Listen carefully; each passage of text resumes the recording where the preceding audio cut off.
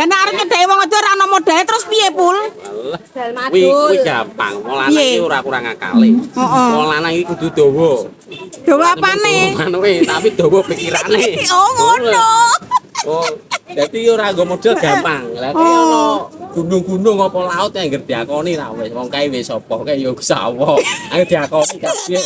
Kae motor parkir diakoni ngono ta wis.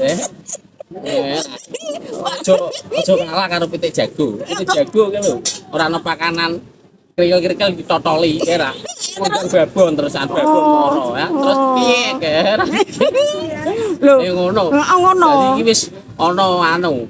Wis kena gawe anu. Kena gesane po kae. Pitik jago. Iki contoh kae. Contoh. Wong lanang iki kudune kaya pitik jago kae. Ngono kuwi ya. Ya Tapi yo menungso aja kewan ora. Piye? Nek kewan kan langsung didiyek lah nek iki aja. Lah piye? Yo kudu dirabi dhisik ngono. Iya ta? Nah, ngono kuwi to, Bos. Ben apa ben ora dosa. Dosa iki lah dibendu iya. ning kuwasa. Berarti atine ku dibendu.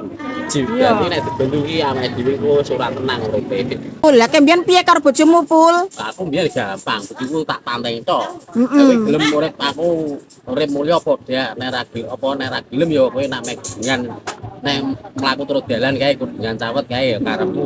Kudu katok ngalor ngidul ngono maksude. Yo ngono kuwi. Padahal yo kok mongto, padahal yo ora apa-apa. Itu pedine sakmure. Ojo kudune digataki. Lah iya. Ojo sing lanang digataki. Lah iya, ngono to. Masalah aku biyen yo digataki sih. Lah. Gantian tak gak, beli tak gatek. Balas dendam ya, Pul ya. Bareng wis dadi bojone, iki nek gantian tak kok lha ndi Mas kok ora mulya-mulya. Yo dijawab, yo sing sabar sak untara kan. Wong sabar piye yo Ayo.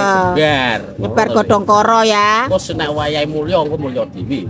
Ora sambok enteni. Sing nek jatahe mulya iki to mulya. Ngono to. Lah piye? Oke, gitu gua. Oke, ya, Bos.